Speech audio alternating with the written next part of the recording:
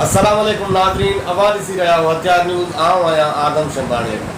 Programme अॼु जे ॻाल्हि सां आउं ईंदो आहियां कंहिं न कंहिं इशू ते अवां सां मुखातिब थींदो आहियां। अॼु प्रोग्राम अॼु जे ॻाल्हि सां सहाफ़ी इमरान रियाज़ ते वफ़ाक़ी हुकूमत पारां 17 FIR कटियूं वयूं। हिन सहाफ़ी जो जुर्म इहो ई हो त सहाफ़ी सच पियो लिखे ऐं आईनो पियो ॾेखारे।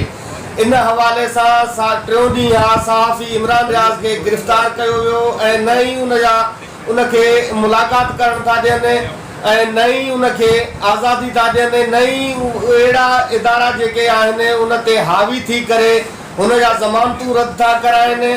सहाफ़ी जो ॿियो कहिड़ो ॾोह आहे? सहाफ़ी सच लिखियो आहे, कलम सां सच लिखियाई ऐं अवाम खे ॾेखारियईं। सहाफ़ी अवाम जो आईनो हूंदो आहे। इन प्रोग्राम के हवाले से अज जो मेहमान अकबर अब्बासी साहब उन एंकर पर्सन भी है सीनियर सहाफ़ी भी है। इन हवाले से अकबर अब्बासी साहब को पुछा कंदासीं। जी अकबर, इन जो तव्हां ॿुधायो त रियासती या वफ़ाक़ी हुकूमत के इमरान रियाज़ छा कयो हो, छाजे करे इनके इन ते एतिरा 17 FIR कटिया विया आहिनि? तव्हां इन ते कुझु रोशनी विझो। अस्सलाम वालेकुम, वॾी महिरबानी आदम साईं, तव्हां असांखे ॻाल्हाइण जो मौक़ो ॾिनो। सभ खां पहिरियां पाकिस्तान में इहा शइ नई न आहे जो सहाफ़ियुनि खे मतिलबु इन्वॉल्व कयो वञे थो, उन्हनि खे तकलीफ़ पहुचाई वञे थी, बेदर्दी सां वीचारा क़तल थियनि था, पंहिंजो जेको हुनजो फ़र्ज़ु आहे उहो पूरो करण में। यकीनन इहा पाकिस्तान रियासत जी नाकामी आहे जॾहिं कोई न कोई कंहिं न कंहिं स्टेज ते, कंहिं न कंहिं शहर में, कंहिं न कंहिं जाइ ते को न को सहाफ़ी मारियो वञे थो, धमकायो वञे थो, या उनजी जेका आज़ादु लिखत आहे उनखे दॿायो वञे थो। मां सम्झां थो त इहे सभु शयूं पाकिस्तान में न हुजणु खपनि।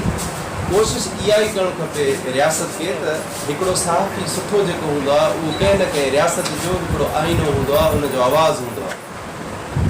छो त सहाफ़ी हिकिड़ी उहा ॻाल्हि आहे जेको हमेशह अवाम ताईं उनजी रसाई आहे। अवाम जा जेके तकलीफ़ूं आहिनि, परेशानियूं आहिनि ऐं या उनजा जेके दर्द आहिनि उहे जेके हाई ऑफिशियल्स आहिनि, जेकी मथी इदारा आहिनि, उन्हनि ताईं उन्हनि जो आवाज़ु पुॼाइनि था।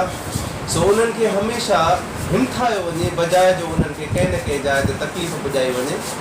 सो मुंहिंजो ख़्यालु इहो आहे त गवर्नमेंट खे माना खुलेआम सहाफ़ियुनि खे मतिलबु प्रोटेक्ट कयो वञे। हमेशह उन्हनि जो जेको आवाज़ु आहे उनखे वेलकम कयो वञे, न कि उन्हनि खे तकलीफ़ अचनि त उन्हनि जा जेके ॾिसण जा आईना आहिनि उहे डिम थी वञनि।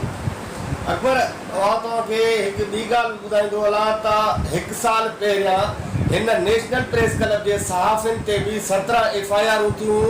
मूं समेत इमदाद फुलपोटो ऐं साहिल जोगी ते दहशतगर्दी एक्ट तहत FIR थियूं ऐं मुल्क गद्दारी जा FIR असां ते बि थियूं। इन हवाले सां सहाफ़ी अजय लालवानी खे शहीद कयो वियो ऐं सहाफ़ी इनखे अज़ीज़ मेमन खे बेदर्दी सां क़तल कयो वियो। हिन टाइम ताईं उनजा कातिल गिरफ़्तार न थी सघिया। इन हवाले सां तव्हां छा चवंदव? बिल्कुलु, मां शुरू में बि तव्हांखे इहो ई अर्ज़ु कयुमि त हमेशह उन्हनि खे सपोर्ट कयो वञे। उन्हनि ते जेकॾहिं कूड़ा FIR आहिनि या दहशतगर्दी तोड़ मतिलबु अदालतूं आहिनि, उहे पाण उनखे संजीदगी सां उन्हनि केसनि खे ॾिसनि। जेकॾहिं उन्हनि में हक़ीक़तूं आहिनि त ठीकु आहे, जेकॾहिं हक़ीक़तूं न आहिनि त उन्हनि जा मुख़्तलिफ़ शहरनि में मुख़्तलिफ़ जाइ ते न सिर्फ़ु सखर प्रेस क्लब या सखर में, पूरे मुल्क में जेकॾहिं अहिड़े क़िस्म जा केस आहिनि जेके कूड़ा आहिनि त उहे बाक़ाइदा ख़तमु थियणु खपनि। इन केस जेकॾहिं सहाफ़ी असांजा शहीद थी चुका आहिनि उहे बि यकीनन कंहिं न कंहिं जी ग़लती आहे, कंहिं न कंहिं जो साड़ या बुग़्ज़ आहे। सो इन्हनि शयुनि खां बालातर थी करे असांखे रियासत जो सोचणु खपे।